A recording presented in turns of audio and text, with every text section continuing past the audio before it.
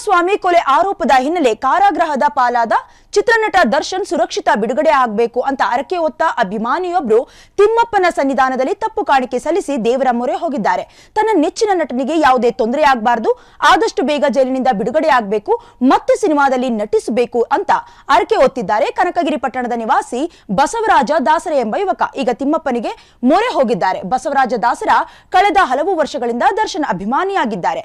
Darshan cinema release ಆದಾಗಲೆಲ್ಲ Kanakagiri ಪಟ್ಟಣದಲ್ಲಿ ಸಂಭ್ರಮಾಚರಣೆ ಮಾಡಿ ಸಾರ್ವಜನಿಕರಿಗೆ ಸಿಹಿ ಹಂಚಿ ಸಂತೋಷ ವ್ಯಕ್ತಪಡಿಸುತ್ತಾರೆ. ಆದ್ರೆ ದಾಸ ಜೈಲು ಪಾಲಾದ ಬಳಿಕ ಈ ಅಭಿಮಾನಿ ಆತಂಕಗೊಂಡಿದ್ದಾರೆ. ಹೀಗಾಗಿ ತಿರುಪತಿಗೆ ತೆರಳಿರುವ ದಾಸನ ಅಭಿಮಾನಿ 10 ರೂಪಾಯಿ ನೋಟಿನ ಮೇಲೆ ದೇವರಿಗೆ ಲಿಖಿತ ಮನವಿ ಸಲ್ಲಿಸಿ ಆದಷ್ಟು ಬೇಗ ತನ್ನ ನೆಚ್ಚಿನ ನಟ ಬಿಡುಗಡೆಯಾಗಬೇಕು ಎಂದು ನೋಟನ್ನ ತಿಮ್ಮಪ್ಪನ ಕಾಣಿಕೆಯ ಹುಂಡಿಗೆ ಹಾಕಿದ್ದಾರೆ.